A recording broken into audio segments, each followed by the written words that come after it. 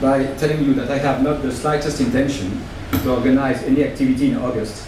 August is a sacred month for the French, so there will be no French May in August. Anyway, well, President Diatara, dear colleagues, dear FCC members, ladies and gentlemen, dear friends, I want to start, of course, by thanking you, dear Tara, and by thanking the Board of Governors for inviting me as a guest of honor of this diplomatique cocktail. I want to thank you as well for your kind introduction.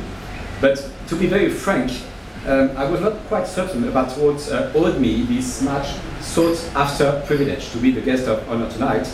So following what you said, I understand it has something to do with the growing French presence here in Hong Kong. Well, this growing presence is indeed quite visible, and I think it has very concrete consequences. Some of these consequences are far-reaching, and they represent major changes in Hong Kong. It is now possible to find decent bread on this territory. It is possible to play pétanque in Shenwan. It is possible to listen to French concerts in Stanley while sipping a glass of wine and tasting delicious croissants. Some of these consequences, I think, are more unexpected, like the fact that the French now win the Maclehos-Oxfam trade walk, or that they beat the Chinese in international mahjong competitions. Well, as you can imagine, I don't bear the slightest responsibility for all these positive developments, but I will nevertheless take credit. And actually, that's something I learned in Hong Kong from one of my former colleagues. He's not in his room, in this room. He's not in Hong Kong any longer. He was slightly older than me, much more experienced. And he told me that the job of a diplomat is basically to take credit for what others do, which I now complacently do. Anyway, I'm much honored and glad to be with you, and I will happily say a few words about the flourishing relations between France and Hong Kong, because I think these relations say a lot about France, they say a lot about Hong Kong, and they say maybe as well a little bit about the international community, which we collectively here with my colleagues represent, and it says about how this international community feels here. Well, they say that Hong Kong is particularly attractive to my fellow countrymen as to other Europeans, mainly because of the market opportunities it offers and the unique business environment it boasts. Proximity to the mainland Chinese market, legal security, which is derived from the rule of law, and international environment. And I guess that is undoubtedly why Hong Kong is home to such, you mentioned it, a large and vibrant French community of 16,000 people.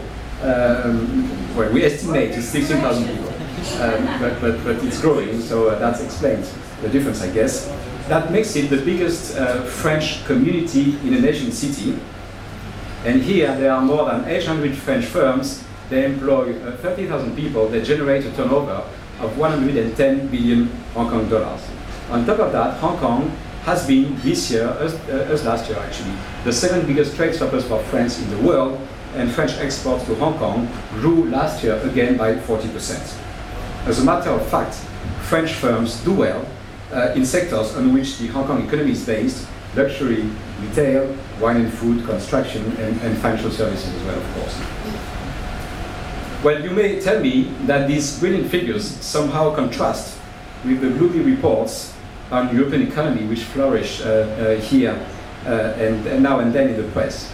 But I think in these troubled economic times, they show that European companies are finding growth where it is, and that European mindsets are adapting to a changing world. Sometimes I hear or I read that Europeans are massively coming to Asia because they are escaping a declining Europe. I don't think this is accurate.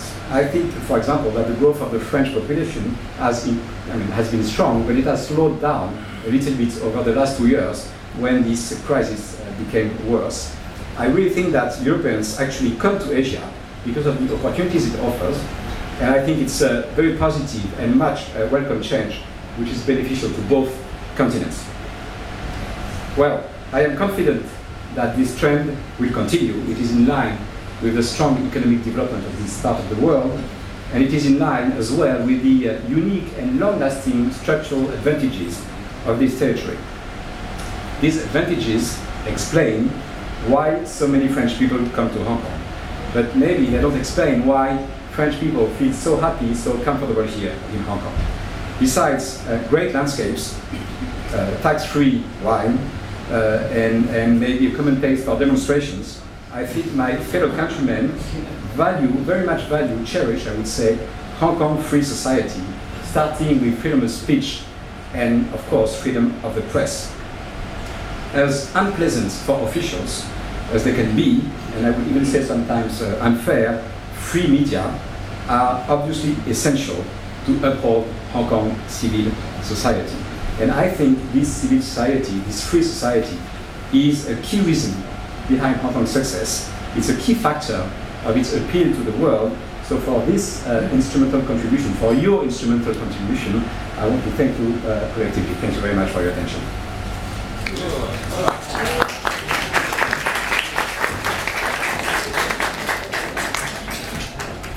Merci beaucoup. Thank you very much. If I can call the Board of Governors up onto the stage, we'll make a quick toast before we get back to our party. We have quite a few new members of the board this year, so it's a nice opportunity for them to come up.